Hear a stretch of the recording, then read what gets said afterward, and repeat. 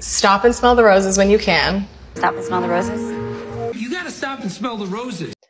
Stop and smell the roses.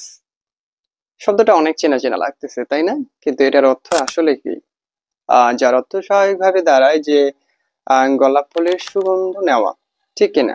কিন্তু এটি একটি ইডিয়ম যার অর্থ পুরোপুরি ভিন্ন, কিন্তু এর অর্থ আমাদের জীবনের সাথে ওতপ্রোতভাবে জড়িত।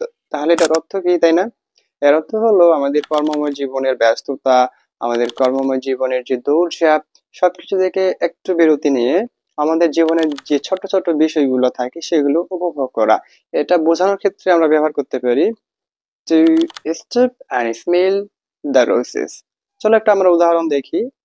Life is very busy, but sometimes you need to stop and smell the roses. অর্থাৎ লাইফ একটি কর্মময় সেশন, লাইফ একটি ব্যস্ততাময় সেশন, কিন্তু মাঝে মাঝে আমাদের উচিত আমাদের জীবনের যে ছোট ছোট বিষয়গুলো সেগুলো উপভোগ করা।